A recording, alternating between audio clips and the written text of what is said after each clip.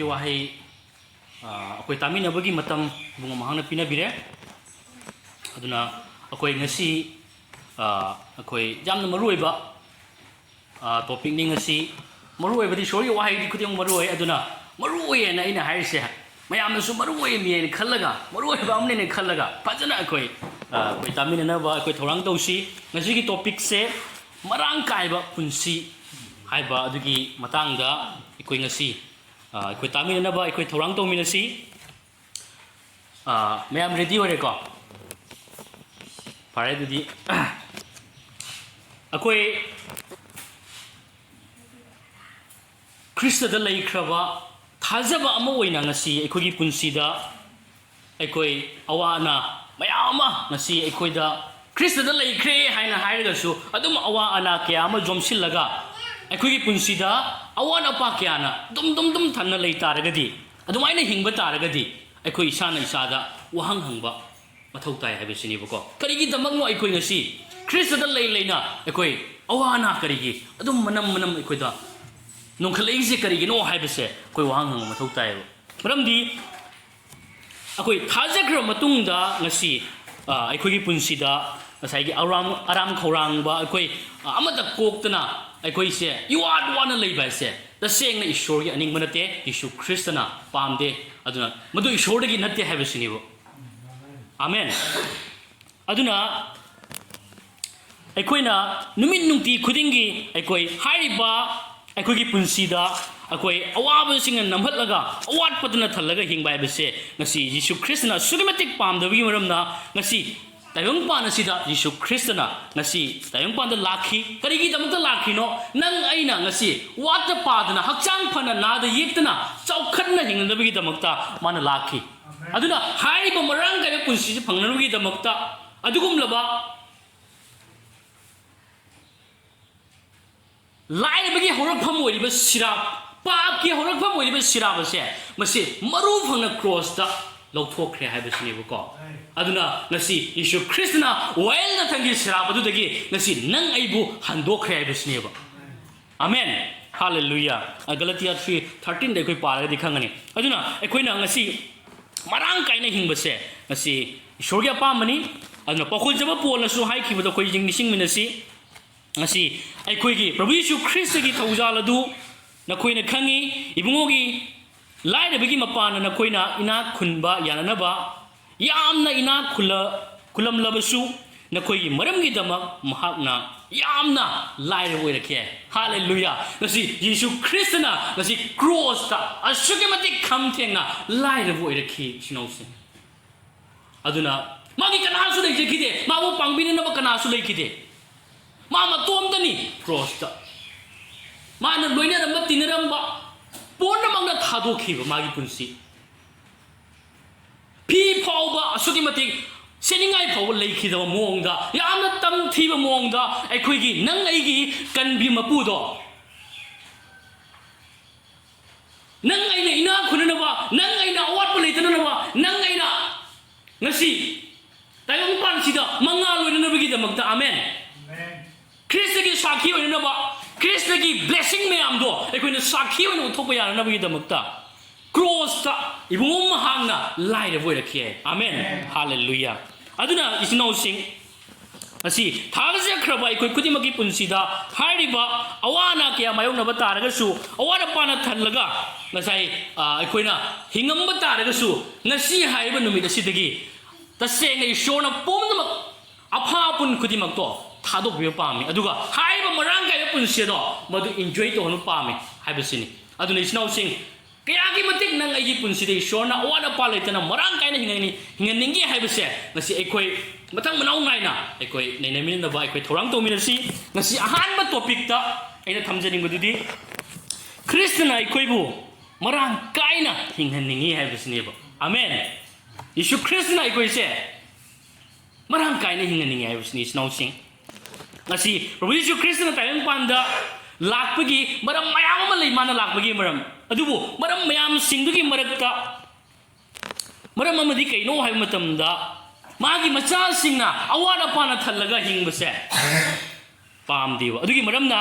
ꯃꯥꯒꯤ ꯃꯆꯥꯁꯤꯡꯅ ꯍꯔꯥꯎ ꯅꯨꯡꯉꯥꯏꯅ ꯑꯋꯥꯠ ꯑꯄꯥ ꯑꯃꯠꯇ ꯌꯥꯎꯗꯅ ꯍꯤꯡꯕꯁꯦ ꯃꯥꯅ ꯄꯥꯝꯃꯤ ꯑꯗꯨꯅ ꯉꯁꯤ ꯇꯥꯏꯕꯪꯄꯥꯟꯗ ꯃꯥꯅ ꯂꯥꯛꯑꯒ ꯀꯔꯤ ꯍꯥꯏꯕ ꯃꯇꯝꯗ ꯉꯁꯤ ꯌꯤꯁꯨ ꯈ꯭ꯔꯤꯁꯅ ꯍꯥꯏꯕꯗꯣ ꯍꯨꯔꯥꯟꯕꯁꯤꯡ ꯑꯗꯨꯅ ꯍꯨꯔꯥꯟꯅꯕ ꯍꯥꯠꯅꯕ ꯑꯃꯁꯨꯡ ꯃꯥꯡꯍꯟ ꯇꯥꯛꯍꯟꯕ ꯅꯠꯇꯅ ꯂꯥꯛꯇꯦ ꯑꯗꯨꯕꯨ ꯑꯩꯅ ꯂꯥꯛꯄꯁꯤꯗꯤ ꯅꯈꯣꯏꯅ ꯍꯤꯡꯕ ꯐꯪꯅꯕ ꯑꯃꯁꯨꯡ ꯃꯔꯥꯡ ꯀꯥꯏꯕ ꯄꯨꯟꯁꯤ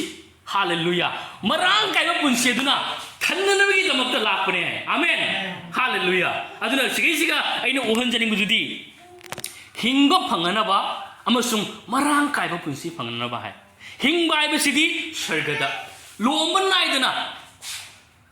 ꯑꯀꯠ ꯑꯈꯝ ꯂꯩꯇꯕ ꯃꯈꯩ ꯑꯩꯈꯣꯏꯅ ꯄꯥꯜꯂꯨꯒꯗꯕ ꯃꯗꯨꯒꯤ ꯃꯇꯥꯡꯗꯅꯤ ꯃꯗꯨꯒꯤ ꯄꯨꯟꯁꯤ ꯑꯗꯨꯒꯤ ꯃꯇꯥꯡꯗꯅꯤ ꯑꯗꯨꯒ ꯁꯤꯒꯤꯁꯤꯒ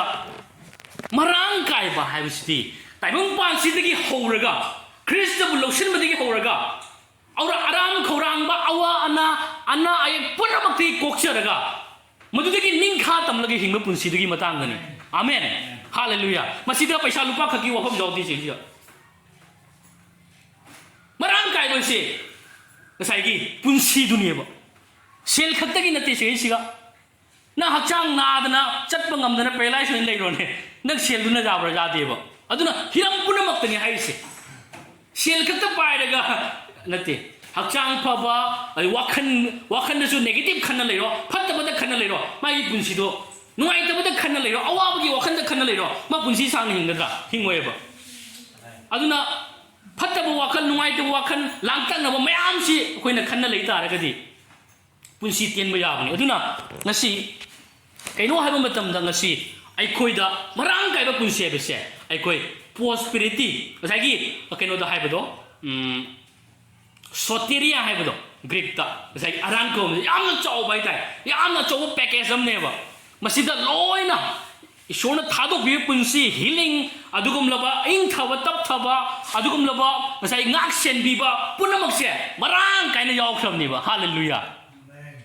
ꯑꯗꯨꯅ ꯃꯔꯥꯡ ꯀꯥꯏꯕ ꯄꯨꯟꯁꯤꯗꯣ ꯃꯗꯨꯒꯤ ꯄꯨꯟꯁꯤꯗꯨꯅꯤ ꯉꯁꯤ ꯑꯩꯈꯣꯏꯗ ꯌꯤꯁꯨ ꯈ꯭ꯔꯤꯁꯇꯅ ꯉꯁꯤ ꯍꯤꯡꯉꯤꯉꯩꯗꯒꯤ ꯍꯧꯅ ꯉꯁꯤ ꯑꯩꯈꯣꯏꯗ ꯄꯤꯕ ꯄꯨꯟꯁꯤ ꯄꯥꯝꯕꯁꯦ ꯑꯗꯨꯅ ꯑꯃꯦꯟ ꯑꯗꯨꯅ ꯉꯁꯤ ꯑꯗꯨꯅ ꯑꯩꯈꯣꯏ ꯉꯁꯤ ꯇꯥꯏꯕꯪꯄꯥꯟꯁꯤꯗꯒꯤ ꯍꯧꯔꯒ ꯉꯁꯤ ꯑꯗꯨꯒꯨꯝꯂꯕ ꯇꯥꯏꯕꯪꯄꯥꯟ ꯑꯁꯤꯗ ꯉꯁꯤ ꯍꯥꯏꯔꯤꯕ ꯃꯔꯥꯡ ꯀꯥꯏꯕ ꯄꯨꯟꯁꯤꯗꯣ ꯉꯁꯤ ꯍꯤꯡꯕꯁꯦ ꯏꯁꯣꯔꯅ ꯄꯥꯝꯃꯤ ꯑꯗꯨꯅ ꯑꯩꯈꯣꯏꯅ ꯇꯧꯖꯔꯨꯕ ꯆꯦꯟꯖꯔꯨꯕ ꯆꯣꯡꯖꯔꯨꯕ ꯑꯩꯈꯣꯏꯅ ꯁꯨꯖꯕ ꯅꯣꯝꯖꯕ ꯈꯨꯗꯤꯡꯃꯛꯇ ꯃꯥꯏ ꯄꯥꯛꯄꯁꯦ ꯏꯕꯨꯡ ꯃꯥꯅ ꯄꯥꯝꯃꯦꯕ ꯊꯥꯖꯕ ꯑꯃ ꯑꯣꯏꯅ ꯁꯔꯒꯒꯤ ꯑꯗꯨꯒꯨꯝꯂꯕ ꯏꯁꯣꯔꯒꯤ ꯃꯆꯥ ꯑꯃ ꯑꯣꯏꯅ ꯃꯁꯤ ꯇꯧꯔꯨ ꯈꯨꯗꯤꯡꯗ ꯃꯁꯤ ꯅꯨꯄꯥꯁꯦ ꯑꯗꯨꯝ ꯃꯥꯏꯊꯤꯗꯅ ꯂꯩꯔꯝꯅꯤ सिदी मागी दाव सिदी याद्रमनी हे को हाइदी अदुमाइना थाजबा अमगी पुंसीदा मीना दुमाइना ngangnarक बायबसे करी तमजनिंगाय करम ईश्वरजे साखी ओइदोरि अदुबु अखोगी ईश्वरदि माबु थाजखरब मीसिंगदा अदुगुमलब थौदोक्तो अमद थोकन जायबसिनी माना रंब याय अदुदि कोको फंगजगनी मा अवाद पारा थलंब याय मा मरांग गायब पुंसी अदुदा लाकनी आमेन मागी पुंसी हक्चांग फत्तना लेरमदो हक्चांग फाबो ओइरकनेबो सिरुम नरम तोरमदो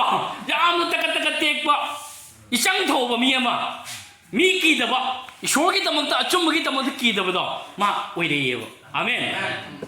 हालेलुया अदुना ईश्वरना ngasi यीशु ख्रिस्टना ngasi अइखोइना ngasi awara pana thalaga leibase mana sungam pamde marang kaina ngasi अइखोइना हिंगनबगी तमक्ता तसेंगनमक माना नंग अइबु खंदोखरे हाइबसिनेबो आमेन खनगे यावना खंदोखरमनि मरांग काय पुंसीसे अइखोइना एन्जॉय तौननबगी तमक्ता आमेन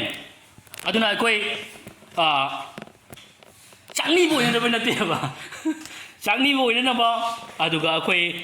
करेनि सेनिंगाइ जानिंगाइ अमता लेइतना अवादा पाना थलगा हिंगनबगी तमक्ता माना खंदोकपा नते अदुना यीशु ख्रिस्टना हाइबा वाहिदो कोइ निंगसिंगमिनसी करी हाइबा मतमदा अइखोइसे महियानबगी तमक्ता माना खंदोकपने है आमेन हालेलुया अखोइ जॉन चैप्टर 15 की वर्स 16 दा कोइमदा येमिनसी सुमाइना हाइ नखोइना चत्तुना महियाननबा अमसुंग नखोइगी महिदु तत्तना लेननबा अइना नखोइबु खंदोकपनी है आमेन अदो अतोपा वर्जन अमदा कै मतमदा अइना नखोइबु फम हाबले Hallelujah. Habadi ngasi mapui bungo se asuki matik phaoba asuki matik nungsi haiba Ishor ne haiba se masidagi akhoi u phange bako aduna aikoina aikogi tayung pan sida ngasi mai pangning daba mahi yaning daba kana su leite ba adubu nang aidi Ishor na aikoina plan tawding di aikoina khandi dingi hauna mana aikoi damda plan khudimang tawbiraga aikoina mai pa pa punsi on nabi damakta mana ngasi punamak thorang tawkhre amusu already nang aibu ngasi khandokkhre basini amen adusu mahi yana ba adu ani shiba point da Ishor na nahakki awat pa amata lehen biroi haibasini aduna sigi matang da ngasi aina mayam da isnaw sing da hajaning bisidi ngasi taibang pan bagi oiba mama pa oiba singna de yeng siba ko mama pa oiba singna magi machana awat apana thalaga leiba ise ngasi gi adumaina leiba matam da mama pa na harau na chong phana tawdeba machana keri momam wat pa matam da wakhan nuaite kanwai tawragadi aigi isa sigi awaba si kokadage taibang pan bagi oina hairagadi pubura hanbura itai pubura hanbura tawraga aigi isa sigi damaktani mi o hello da jati aina ko taweo aduna kareni asuki matik taibang pan leiba ma boy ba sing su macha sing asuki matik luna tawe haibase aikoi mayam punamak na khangda khangye loina adu taragadi ngasi aina mayam da hangjaning ba adudi kai nei matam da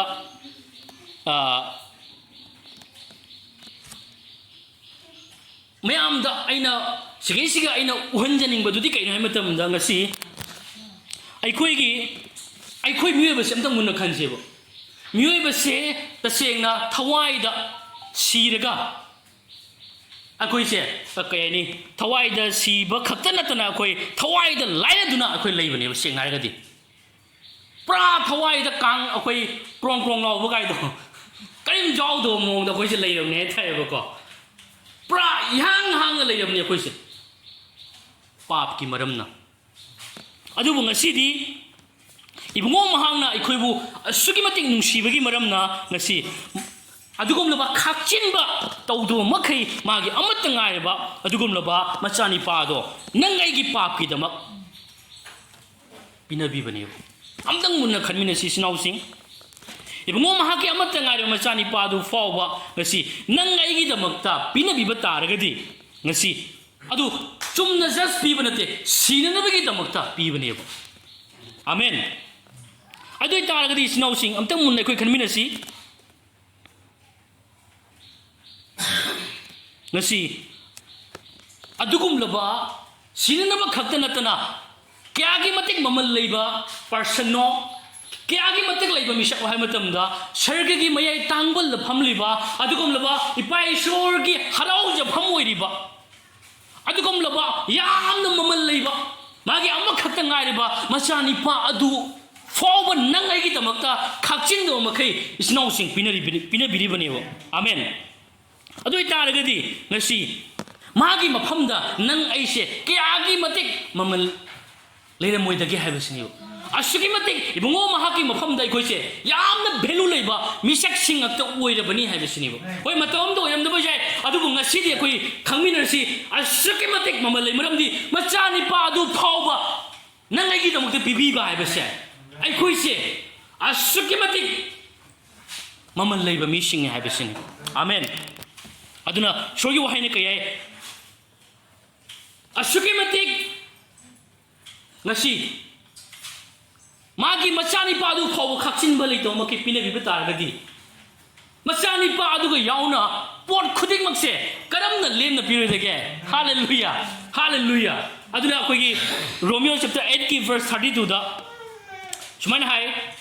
Ishor na masamaki machani pabu kan thokpida duna aikoi punamaki damak mahakpu pithopi mahakna machani pa aduga loinana aikoi da pot punamasi thaujan na loinana karamna lemna bibiroi dage haibase aikoi o phangeba amen hallelujah adu isau sing ngasi shona ngasi nahakki awat pa khuding makse soidana bibi gani haibasni amen awat pa khuding mak soidana pinabi gani aikoi thajamina siba trust tawminasi Ishorda maramdi Jesu Christ phaoba ngasi nang aigi damakta pinabiba ngamba adugumlaba Ishor adugi machasing oikrabani akoisi amen hallelujah aduna akoi soidana akoi awat amata ibungo mahangna chithado makai khakchin do makai akoi darkar laiba khutimakse bibi kani haibase akoi thajaminasi aduga ahum suba point da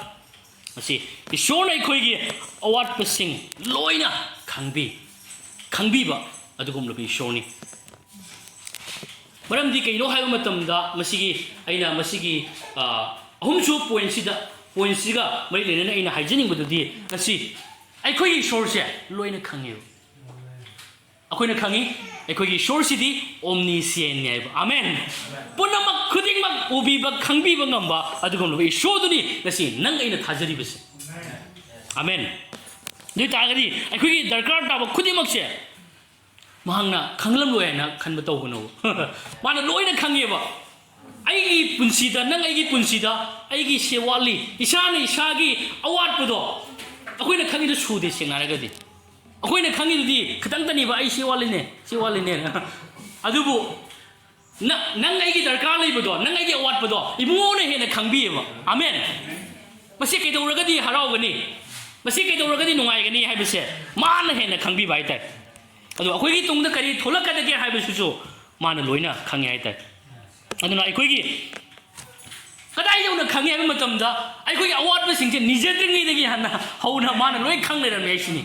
amen aduna asugi matik akoi gi Ishor se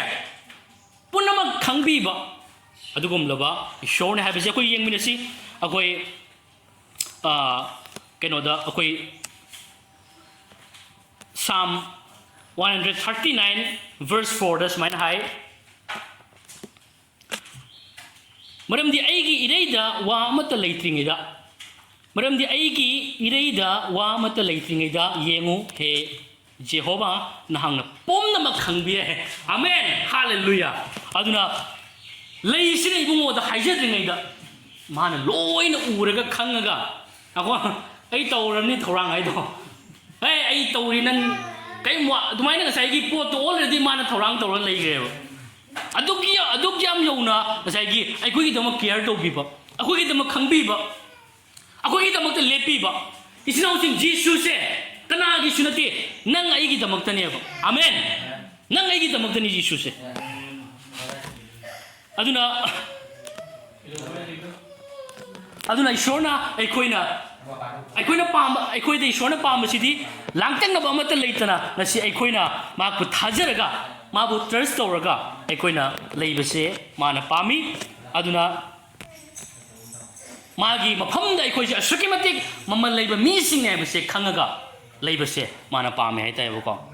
aduna ngasi kadai yona magi mafamda aikoise mamal lei haiba matamda mayam pungning changna taminasi kayagi matik magi mafamda aikoise mamal lei haiba matamda Ishorgi wahaina kayai matamda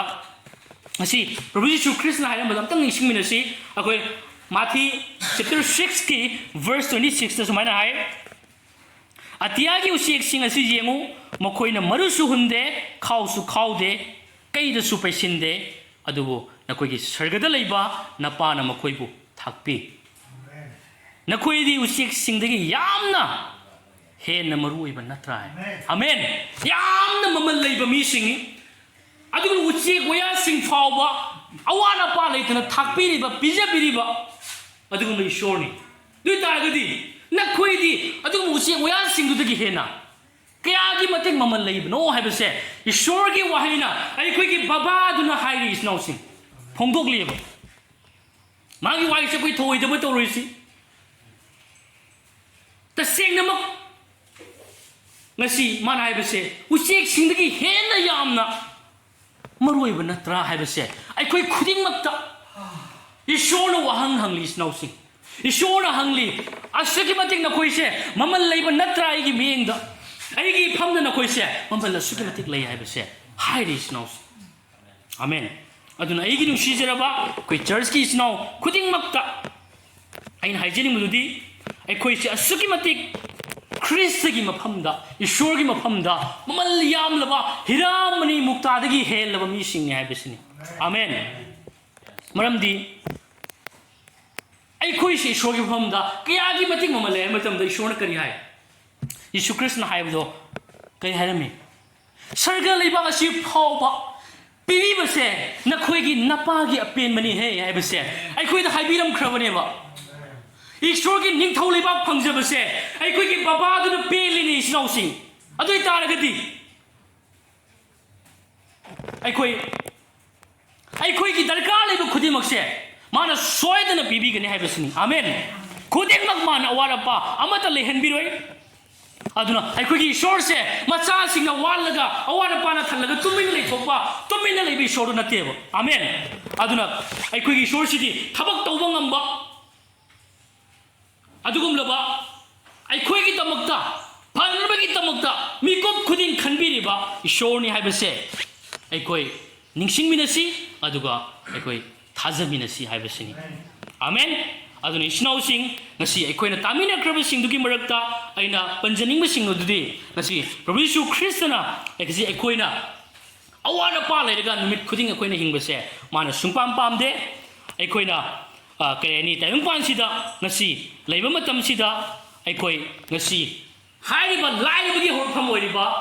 पापकी सिराब अदुगुमलबा मदुगी हौरफम पापकी अदुगुमलबा अखोइ ngasi while थंगी अदुगुमला सिराब मयाम Singh सिदगी ngasi नंग अइना ngasi निंखा तमना लेनबगी दमक्ता Ibungo मसामकी पुनसिदो पीख्रेबा अदुना ngasi अखोइना Tayang पानबदा लेबा missing सिगी मथक्ता अदुगुमलबा हाइरिबा while थंगी अदुगुमलबा सिराब सिंगो लेबनेबो अदुगी मरमना करी हाइनी अखोई open पुंसी पेनथोप पुंसीदो ओ प्रभु आई पेले हाइबदो हाइबं ngमोइबो अदुबु थाजख्रब अखोइदी होय आइगी pocket ता करोड़ करोड़ लेइद तारगसु आई पेले हाइबदो हाइबं ngमगनेबो आई पेंजरे हाइबो पुंसीदो हाइबं ngमगनेबो पैसा लुपा ticket न पाइगा साइगी सोन the मथोंग्रम नाइदना चाबा थक मफम रांग नाइदना जुम the शांति लेइदना लेइबो पुंसीदो मदो खोइ पाम्ब्रा असे हाइरेना कोई सेन दरकार लेता है बनतेओ ईश्वर ने पामसिदी नसाय बदो मरांग काय पुंसी है आमेन अदुना मरांग काय पुंसी है बिसिदी यामना क्वालिटी लेबा पुंसी आमेन यामना ममल लेबा पुंसी दुनेबा लोइना सुक्रे सोटेरिया है बदा आमेन अनि शुभ पॉइंट इना कोइ साइ इना किबदो अखोइना मिकोमों फाओबा अखोइना चानिंगाई थानिंगाई लेदना अखोइ अवारपाना थलगा लेबसे अखोइ प्रभु यीशु ख्रिस्टना अखोइदा सुंगम पामदे अदुना चांगनीबो ओइरगा ईश्वरगी मसा चांगनीबो ओइना लेबा इसे सिदी ईश्वरगी मफमदा ईश्वरगी मसा ओइना चांगनीरक बाइबसे मसी ओइथोक्तबो वामनिबको अदुना ओइ मसी थाजबसिंगी मरक्ता तसेंगना सासिनबसिंगदुदी अदुगम ओइखिबसु जाय केम हाइबा ngमते तसेंगना ख्रिस्ट द लेरो महागदुदी मागी पुंसीसे मरांग कायवदुना थानगने हाइबसिनिबो आमेन मा पुंसी चौखटकनी अदुगा करिगिनो हाइ मतमदा महै याननबगी दमक्ता इबुंगो महांगना खनगे यावना खनख्रबनेबा फम हाख्रबनेबा दुइ तारगदी मागी पुंसीदा लेखा ताबगी अवाबना थलगा लेनबगी मफम लेते हाइबसिनिबको ईश्वरगी बोरसिंग अदुना मागी बोरसिदा पालगा हिंगनेबो आमेन अदुगा अहुमसो पॉइंट ngasi अखोइदा लेरंबा पापना मरम ओइरगा ngasi थवाइदा सिरगा अखोइ थवाइदा लाइरदुना अखोइना लेरिंगे मतमसिदा ngasi मागी नुसिबदो अखोइदा फोंदोकपिरे मागी असुगी मतिक अदुगमलो आगापे ओइबा अनकंडीशनल लाभको ngasi अखोइदा फोंदोकपिबनेबो उटपिरे अदुजु उटपिबा हाइबसे मिंग खकीर पिबनते मागी अमतंगारे मसानी पागी पुंसीदो कल्लकांदा ngasi प्रूफ तौरे शोरी नुसिबनी हाइबसे आमेन अदुना ngasi मागी मचानी पादु फाओबा नंग आइगी दमक्ता खाकचिंग लेदो मकै पिने बिब तारगदि आमेन ngasi करी हाय मचानी पादु यावना पोट खुदिंग मक्से करमना लेमना पिरोइदगे हालेलुया हालेलुया अदुना इस्नाउसिंग ngasi अखोइ ꯑꯩꯈꯣꯏ ꯏꯁꯣꯔꯅ ꯑꯩꯈꯣꯏ ꯈꯨꯗꯤꯡꯃꯛꯀꯤ ꯑꯋꯥꯠꯄꯁꯦ ꯃꯥꯅ ꯎꯕꯤ ꯈꯪꯕꯤ ꯃꯥꯅ ꯑꯋꯥꯠꯄ ꯗꯔꯀꯥꯔ ꯂꯩꯕꯁꯤꯡꯁꯦ ꯃꯥꯅ ꯂꯣꯏꯅ ꯄꯤꯕꯤꯒꯅꯤ ꯑꯗꯨꯅ ꯉꯁꯤ ꯃꯥꯒꯤ ꯃꯆꯥ ꯑꯗꯨ ꯐꯥꯎꯕ ꯉꯁꯤ ꯅꯪ ꯑꯩꯒꯤꯗꯃꯛꯇ ꯄꯤꯅꯕꯤꯈ꯭ꯔꯦ ꯍꯥꯏꯕꯁꯦ ꯑꯩꯈꯣꯏ ꯀꯥꯎꯕ ꯁꯨꯡꯌꯥ ꯌꯥꯗꯦ ꯑꯗꯨ ꯃꯔꯤꯁꯨꯕ ꯄꯣꯏꯟꯗ ngasi ꯑꯩꯈꯣꯏꯒꯤ ꯏꯁꯣꯔꯁꯦ omniscient ꯈꯨꯗꯤꯡꯃꯛ ꯈꯪꯕꯤꯕ ꯉꯝꯕ ꯎꯕꯤꯕ ꯉꯝꯕ ꯑꯗꯨꯒꯨꯝꯂꯕ ꯏꯁꯣꯔꯅꯤ ꯐ꯭ꯌꯨꯆꯔ ꯎꯕ ꯉꯝꯕ ꯏꯁꯣꯔꯅꯤ ꯍꯥꯏꯕꯁꯤꯅꯦꯕꯀꯣ ꯑꯩꯈꯣꯏꯒꯤ ꯏꯁꯣꯔꯁꯦ ꯏꯆꯝ ꯆꯝꯕ ꯅꯠꯇꯦ ꯑꯩꯈꯣꯏꯒꯤꯅ ꯐꯪꯖꯔꯤꯕ ꯏꯁꯣꯔꯁꯦ ꯑꯗꯨꯅ ꯃꯥꯅ ꯂꯣꯏꯅ ꯈꯪꯉꯤ ꯅꯪ ꯑꯩꯒꯤ ꯄꯨꯟꯁꯤꯗ ꯀꯔꯤ ꯗꯔꯀꯥꯔ ꯂꯩ ꯍꯥꯏꯕꯁꯦ ꯃꯥꯅ ꯂꯣꯏꯅ ꯈꯪꯉꯤ ꯑꯗꯨꯅ ꯑꯩꯈꯣꯏꯒꯤ ꯇꯨꯡꯗ ꯀꯔꯤ ꯊꯣꯛꯂꯛꯀꯗꯒꯦ ꯍꯥꯏꯕꯁꯨ ꯃꯥꯅ ꯂꯣꯏꯅ ꯈꯪꯉꯦꯕ ꯑꯃꯦꯟ ꯑꯗꯨꯅ ꯑꯩꯈꯣꯏꯅ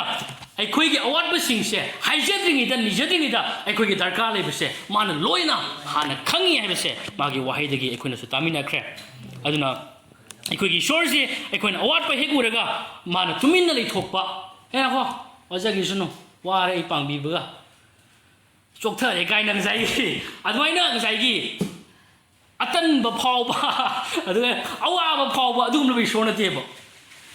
ꯑꯩꯈꯣꯏꯁꯤ ꯑꯩꯈꯣꯏꯒꯤꯗꯃꯛꯇ ꯌꯥꯝꯅ ꯑꯦꯛꯁꯥꯏꯇꯦड ꯑꯣꯏꯕ ꯑꯩꯈꯣꯏꯒꯤꯗꯃꯛꯇꯗꯤ ꯈꯨꯗꯛꯇ ꯄꯥꯡꯊꯣꯛꯑꯒꯦ ꯍꯥꯏꯕ ꯉꯝꯕ ꯏꯁꯣꯔꯗꯨꯅꯦꯕ ꯅꯪꯒꯤꯗꯃꯛꯇꯗꯤ ꯍꯌꯦꯡ ꯅꯠꯇꯦ ꯍꯣꯔꯦꯟ ꯅꯠꯇꯦ ꯍꯧꯖꯤꯛꯃꯛ ꯍꯥꯏꯕꯁꯦ ꯑꯗꯨꯒꯨꯝꯅ ꯍꯥꯏꯕꯤꯕ ꯏꯁꯣꯔꯅꯤ ꯍꯥꯏꯕꯁꯤꯅꯦꯕꯀꯣ ꯑꯃꯦꯟ ꯑꯗꯨꯅ ꯑꯩꯈꯣꯏ ꯇꯨꯃꯤꯟꯅ ꯂꯩꯊꯣꯛꯄ ꯏꯁꯣꯔ ꯅꯠꯇꯦ ꯍꯥꯏꯕꯁꯦ ꯑꯩꯈꯣꯏ ꯅꯤꯡꯁꯤꯡꯃꯤꯟꯅꯔꯒ